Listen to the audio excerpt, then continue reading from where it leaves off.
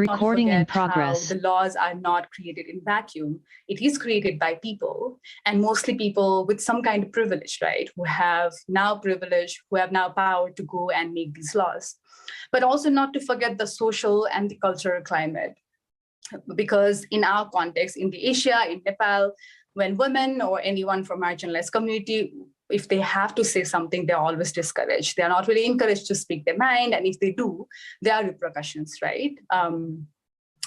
So let's talk a bit about the whole obscenity and morality kind of conversation.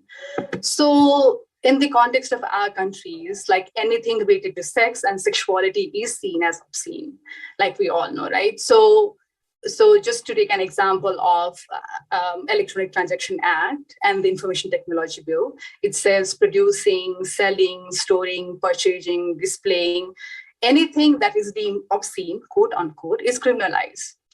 And thus pornography is also seen as illegal, right? Like producing and then disseminating and sharing.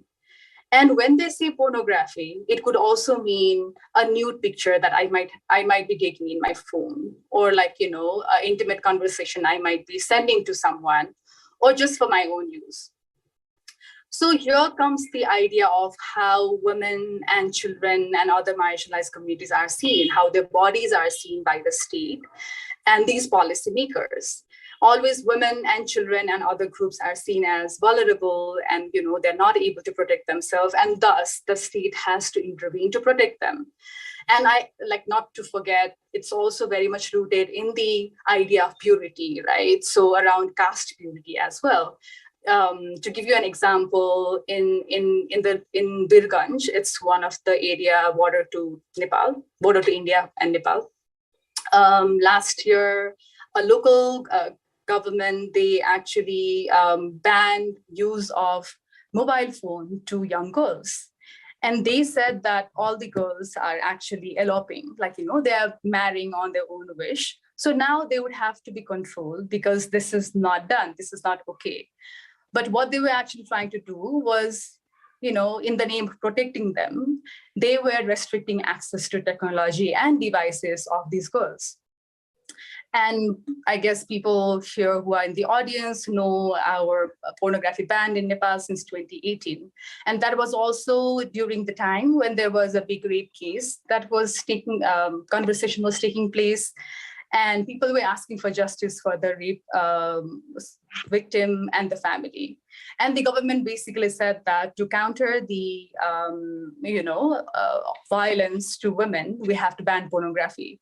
And there wasn't much conversation around it, but then there has been pause, and we have been talking about how banning pornography was just a step for state to see whether or not they could actually infringe our right to information or freedom of expression.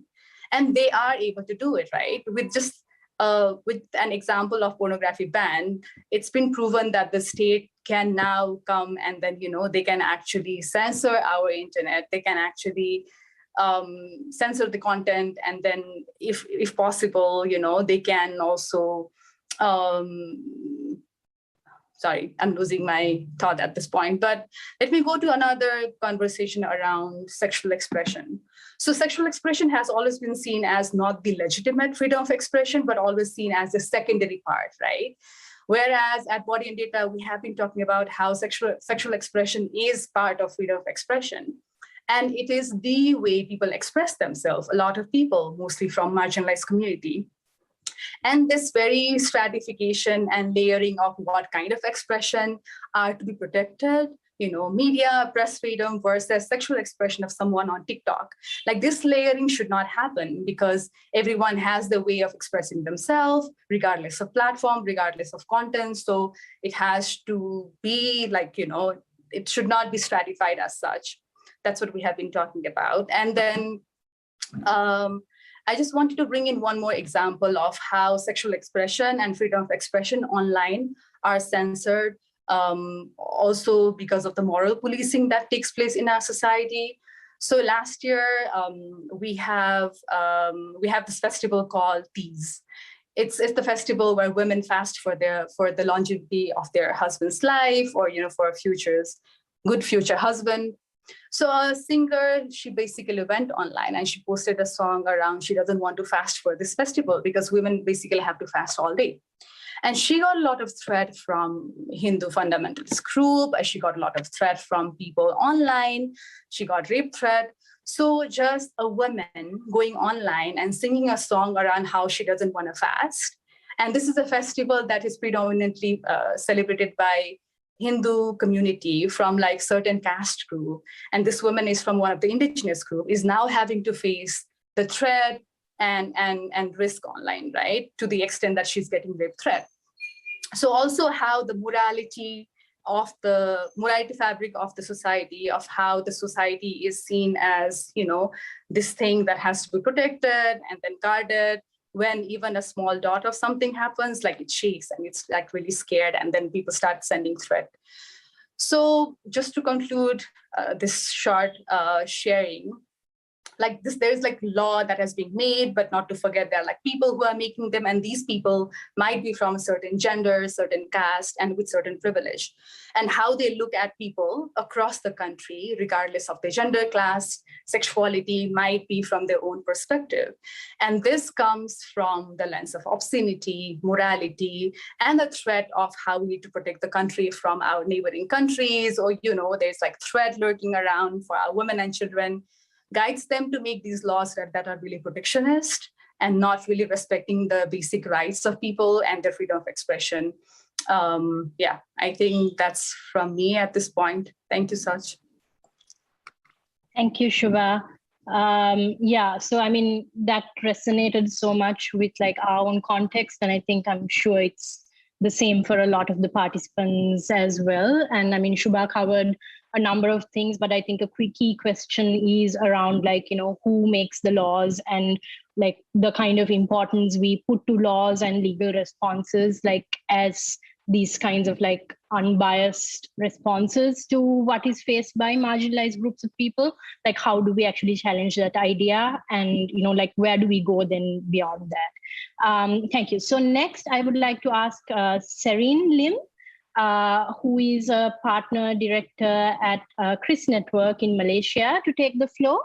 Serene is a lawyer with experience in human rights work, particularly in the area of gender equality and internet rights. She works on promoting and defending online freedom of opinion and expression, and also addressing sexual and gender-based violence in digital spaces. And Chris Network is a not-for-profit organization that focuses on freedom of expression through a gender lens in Malaysia. Over to you, Serene. Thank you, Sach. Good afternoon, everyone from Malaysia. So, good afternoon from Malaysia.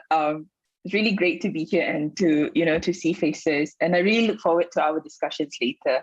And I think for my part, I will cover maybe to talk about the technological dimensions, right, when it comes to women's expressions on digital spaces.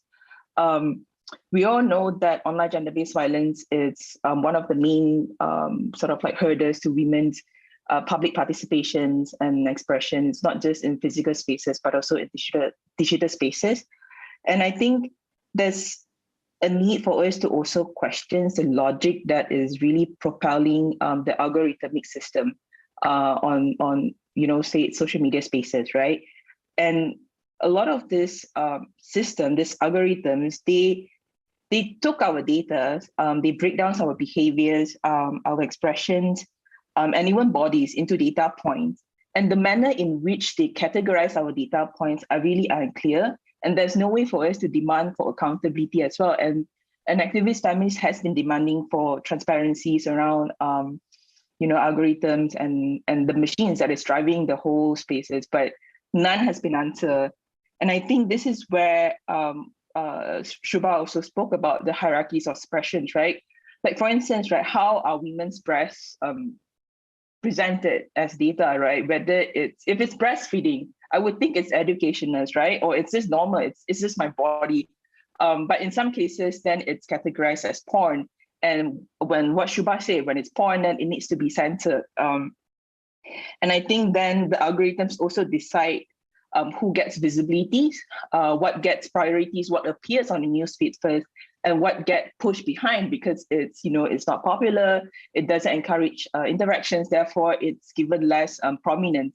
And this could be stories of women with disabilities because it's not mainstream, right? That it's less talked about. Therefore, it doesn't deserve the attention by the algorithm. And I think I have just one case studies to share. This is a case in Malaysia. So a young woman started a TikTok account and she just posts really random rant contents, like where she shared about her everyday lives, sometimes some thoughts about feminism, social inequalities, and she had like 10, 20 followers, and it's only her close friends that are following her contents. And she made it public because she didn't think that it would deserve much tractions, right? And one day she decided to, she was wearing this onesie and she decided to just post a videos of her dancing in the room. And she wasn't wearing a bra. And then the next morning, she woke up to 1 million viewerships on her TikTok account. She was really shocked as to, like this amount of traction. And what she realized is that there's a lot of lewd comments on her TikTok videos. A lot of people are saying like, you do not know any shame. And then a lot of men are leaving inappropriate sexual content. And what's even frustrating is that the video was actually removed by TikTok because it was inappropriate. So in this, you have this oxymoron scenarios where, like the companies is making profits by pushing it to a lot of men, but at the same time, you are treating this video as obscene and therefore needs to be taken down. And she has to make several appeals to get the videos back up. And her followers has increased ever since then because of this thing. But these men are not following her because they are interested in following her daily life, but they are waiting for her to put out another videos of her dancing without a bra in onesie again. So this really mess up her, in a way mess up her account, and she has no control. When we spoke to her, she had said that she thought about just abandoning this account, but to her there's too many sentimental values because she created this accounts during lockdown. And there's a lot of like valuable moments that she has captured. So it's really hard for her to let go as well. But at the same time, she wants control back at her accounts so that whoever that follows her are genuine people who want to interact with her and learn about her experience. So this is the case where you have a system that are really just thriving on, on pushing, on encouraging interactions without really looking at the qualities of content. And sometimes a lot of these contents are really sensational contents, and these are contents that are really harmful. It brought to a lot of unpleasant experience to women and queer, and also a lot of violence instances as well. And I think this is where I also want to say that content moderation does not work at all. It doesn't work. Like we have tried, we all know here how many times we have reported, we have mobilized for takedowns, but it never worked because often the time when something went viral, it would have been downloaded multiple times, downloaded screenshot, and people would have shared it on WhatsApp or Telegrams or other platforms. And there's no way for people to fully regain control. And therefore, we need to start demanding for more, and we need to demand for human rights, compliance with human rights at the design of the companies itself, of the system.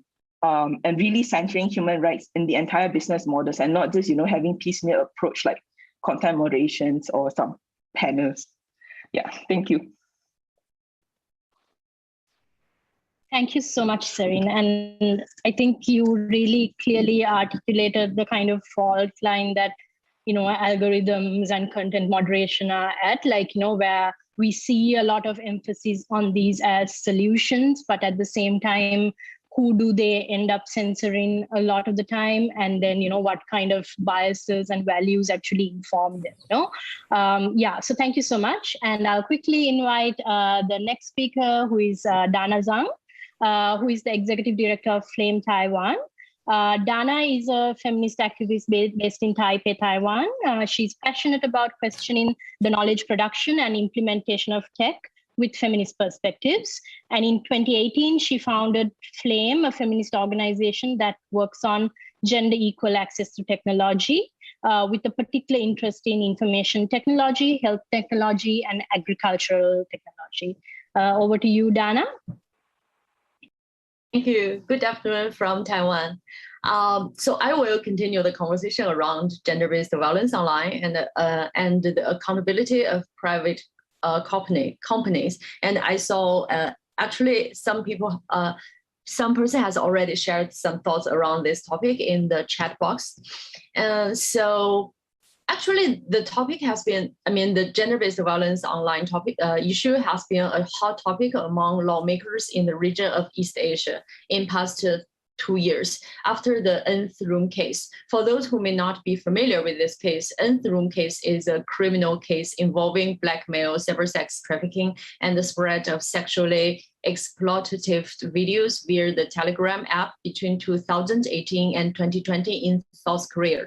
The case was widely reported in 2019 and attracted great public attention on cyber gender-based violence, not just in South Korea, but also in other countries of the region. The increasing concern have pushed the lawmakers in South Korea to take actions, and a couple of laws have been revised in the country accordingly, covering several kinds of digital sex crimes and making the relevant sentences harsher. The case also caused lots of public discussions in Taiwan because we are so close, and the pop culture and the Korean pop culture has made such a huge impact to not just in the region but globally. So lawmakers, they also began to discuss the issue, and several draft laws were proposed. I forgot to charge my laptop. Okay. Sorry. Okay, so the lawmakers here, they began to propose and repropose some laws relating to, that are relevant to gender-based violence online in the past 2 years, trying to deal with these emerging issues in the digital space. For instance, we have been discussing anti-stalking law for years in Taiwan, and we finally saw the hope of passing it this year. The latest version of the anti-stalking law touches on several activities happening in the digital space, such as sending disturbing messages via internet to specific person. Through this law, we can see the imagination of the government regarding the digital space. So the government regards the digital space as a tangible space. Then their perpetrators, their potential victims, and the government is the third party who will maintain the order of the space. So the target of the law is potential bad guys, in other words, individuals. However, in digital space of reality, only a few countries where there are no Facebook or Twitter or something like that, governments can fully implement its power, its authoritative power in the virtual spaces. In most countries, it is the social media platform, it's the private companies that are playing the role to maintain the order of its own spaces, and the influence of governments on these spaces vary in different contexts. So hence, it could be very tricky if traditional mindsets of policy making applied to digital space. First, the government needs other parties to help the law enforcement in these spaces, and the government itself may not be the real law executor in many cases. By asking for the help from these social media platform, these companies, the government could further rationalize the censorship power of these companies over individuals. Second, all these social media platforms, the companies are assumed as partners of the government in the process of such kind of law enforcement. There's neither word holding their responsibility or nor supervisory mechanism for their improper activities. Their responsibility are completely ignored in such narratives, although they're mainly responsible for the culture of misinformation in digital spaces. Not only that, we still hardly see effective actions to hold their accountability and prevent them from abusing their censorship power. So I want to share a recent experience here. So last year, we made a short video addressing the violence and discrimination that domestic migrant workers from Southeast Asia are confronting in Taiwan. When we tried to posted the video on Facebook by describing the content and our appeal, we were told the content is censored.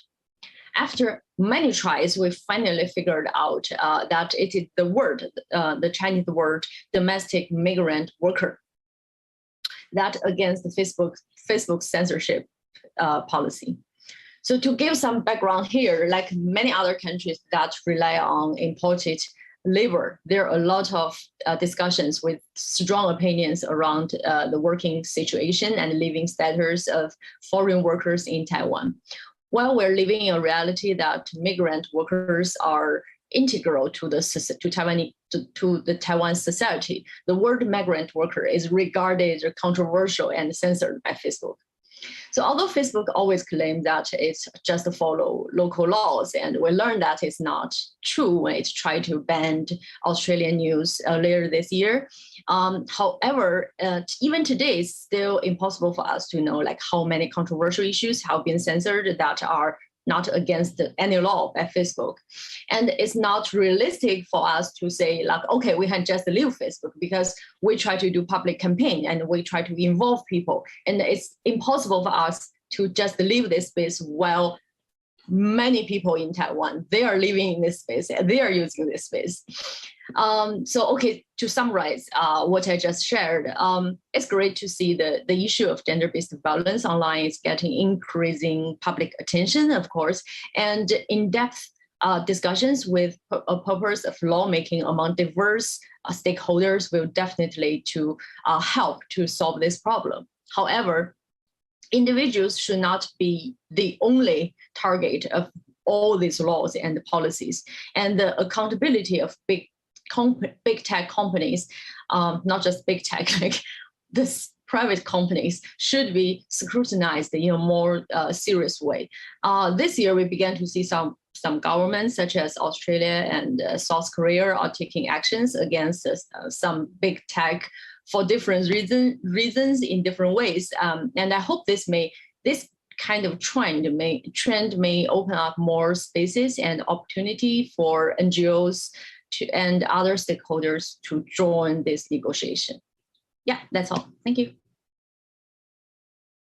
Thank you so much, Dana, for sharing like both the political context for us to understand, like, how the issues are, like, where they're located. And then also, again, like, I think we keep coming back to these different fault lines, right? And like, the different tensions that are coming up. And I think one thing you said really resonated around like governments trying to govern the internet as a tangible space. And, this also like, and when you talk about domestic migrant workers, this also the idea of borders, right? How the kind of the transnational promise of the internet, how that keeps slipping away from us as these governance conversations become entrenched in the geographical and like, other borders that we define ourselves with. So finally, I would like to invite Sarita Irugal-Bandara, who is a social media analyst in gender and sexuality at #Generation Sri Lanka. Sarita works primarily on mapping sexual and gender-based violence on Sri Lankan social media, including the first long-term mapping exercise focusing on this issue in Sri Lanka. She's also a freelance journalist and writer interested in all things gender, sexuality, and the internet. #Generation is led and run by a group of young Sri Lankans who advocate for meaningful civic and political participation of young people online and otherwise. Welcome, Sarita, and the floor is yours. Thank you, Sachini, for that introduction. And I hope hope I'm audible. I'm battling a cold this rainy day in Sri Lanka. Right, so I'm just going to pick up where we left off right before we get to our work at Hashtag and what I can draw from that and contribute to this discussion. So to what Shubha said about how laws primarily, whether it be within digital platforms or in our legal systems, and how they primarily police the human body, right? Instead of policing the actual crime, what they police is the human body. I couldn't agree more. So I'll just start off with a quick example from Sri Lanka that's very, very recent. So there was if you look up Pahantudava controversy on the internet, I'm sure you'll come across many articles and a lot of things about it. Basically, this couple in Sri Lanka, they filmed a pornographic video on a waterfall, at the site of a waterfall. And to note, this was a commercial pornography clip that was produced by people who routinely produce such pornography. But for some reason, this achieved sort of overnight virality, and memes of this censored, bits of the clip were shared all across social media, on WhatsApp, Signal, Facebook, you name it. So overnight, this became a sensation and a very prolonged sort of debate about obscenity and morality, and what this says about Sri Lankan culture and the implications of this for Sri Lankan culture. Now, absolutely agreed on all counts that especially in South Asia, especially in post-colonial South Asia, where we're still dealing with the effects of colonial legal regimes, obscenity and morality are entrenched in our legal system and primarily police the sexual and gender expression and identity of women and other sexual and gender minorities. So the Pahantudava thing really brought up a lot of conversations about, what it means for children navigating the internet, and what it means for people who did not, quote unquote, consent to seeing this, but were subjected to it. So I just want to make a quick disclaimer that I'm not at all discounting the discomfort or that someone may have felt violated if, let's say, someone, forwarded them a pornographic clip without their consent. If you're a woman on the internet, if you're, not cis het man on the internet, you will absolutely know what exactly I'm talking about. So I think to anyone who was subjected to, quote unquote, subjected to the Pahantudava, the pornographic video, we should not discard that they're legitimate discomfort. But as someone who, sort of navigates these social media ecosystems, what was interesting was this idea that people felt violated, or rather they felt their consent was violated when they happened upon this on their social media feeds, places that this video was not originally intended to be on. So that, to me, to us rather, raised the question of how, along with this concept of trying to govern the internet as a tangible space, what does it also say about consent on the internet? What does it also say about the category of the victim on the internet? And what does it say about, when we think of victim, I think even as feminists, we really fall into this trap of thinking of it in the very normative carceral sense, where there's a clear, perpetrator-victim dynamic, which is a very traditional view. And I'm not blaming any of us. I feel like we've all fallen into that trap. And, that's because of the certain underpinnings that we're trying to break free from. But it raises the very important question of, again, the role of social media intermediaries and platforms, and whose interests they have at heart when it comes to content moderation. Because these are the same platforms that will censor, female nipples or female nudity, or even if you say the term "I hate men," Instagram will take down your story and threaten you with an account suspension. But then there's actual transphobia. There's in the event of the Pahantudava thing, there were YouTubers who used clips of this as clickbait. There were so many gossip sites that used it as clickbait. But no one kind of on the internet talking about it really seemed to connect the dots of that. No one seemed to say, hey, these people who are propagating it also might be in the wrong. Or like these social media platforms that know that this is a pornographic video and shouldn't really be on their platforms that they, profess to be safe for children or safe for navigation for everyone, didn't really censor much. So it raises again the question of whose interest they have at heart, right?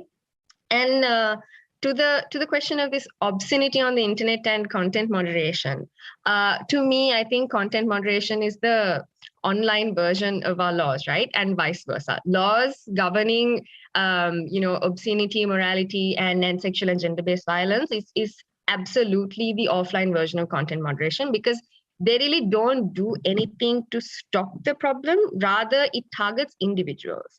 And as someone who maps this on a daily basis and sort of navigates these online ecosystems, where I see, personally, when we see the way people talk about the women's bodies and, queer people, trans people and their bodies, and the violence of it all, that actually does not register as obscene within these platforms. There's very little moderation that goes into that.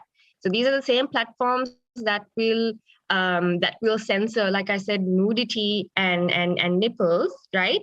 However, they wouldn't really moderate actual hate speech with the same, urgency. There's not quite the same urgency. So I think it's also an important question to kind of reevaluate what we think of as violence, and especially for social media platforms, to rethink when they talk about moderation of dangerous speech, what exactly does that entail? Because there's very little moderation of actual speech that is quite obscene, per the legal and like a moral definition. It should necessarily shock an average person's conscience, the things we see, but it's not quite moderated to the same degree. And I'm sorry, I have a very I apologize. So I'm really, really sorry about this. So one other thing, like I said, because consent is so complicated and how victim is also so complicated, then it brings us to the question of perpetrator. Personally, I think for all the efforts of making the internet a tangible space, whether it be through state and platform cooperation or them working individually, that is also approached in such a simplistic way, because I think Dana brought this up, where laws target individuals when really the issue, especially in South Asia, is such a deeply entrenched culture. And online, the ways this manifests are vast. There's no one set definition of how this manifests. So if I take, for example, WhatsApp and Signal group chats that exist in the hundreds and thousands in Sri Lanka, designed specifically to share, non-consensual, intimate images of women and children. So necessarily, not everyone shares this content. Not necessarily, it might not be the case that everyone even enjoys this content, right?